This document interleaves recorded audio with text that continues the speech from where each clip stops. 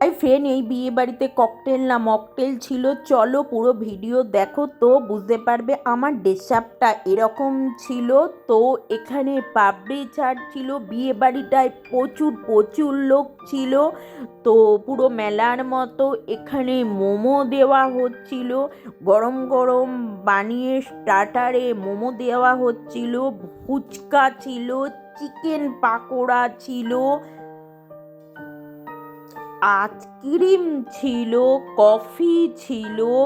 তো ফুচকাটাও বিশাল বিশাল টেস্টি ছিল। তো এখানে মকটেলেরও ব্যবস্থা হয়েছিল।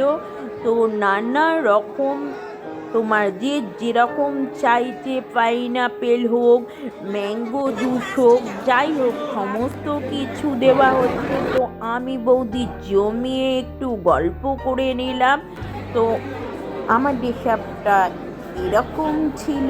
তো এই ড্রেসআপে আমাকে কেমন লাগছে জানাবে।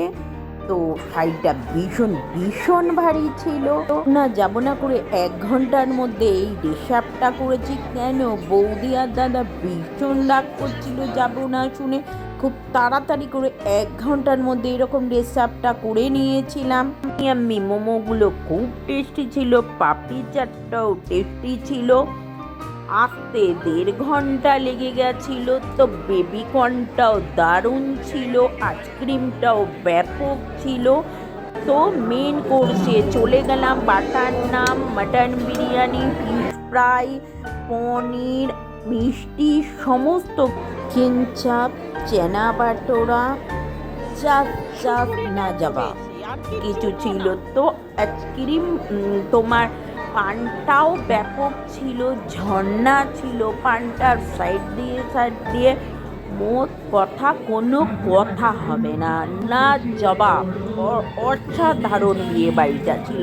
তো পুরে মা গো মা কি ভিড়! এটা হলো হাওড়া আমদুলে, বহুত বহুত দূর। কেষ্টপুর থেকে যেতে রাস্তা এত জাম ছিল, 2 ঘন্টা লেগে গেছিল। আর আসতে 1.5 ঘন্টা লেগে গেছিল। বহুত বহুত দূর ছিল। ভাল লাগলে প্রিয় প্রিয় আমার প্রিয় ফ্রেন্ডরা লাইক করে দেবে, সাবস্ক্রাইব করে দেবে, পেজটা ফলো করতে ভুলো না। যারা আমাকে সাপোর্ট করো তাদের ভীষণ ভীষণভাবে ভালোবাসা।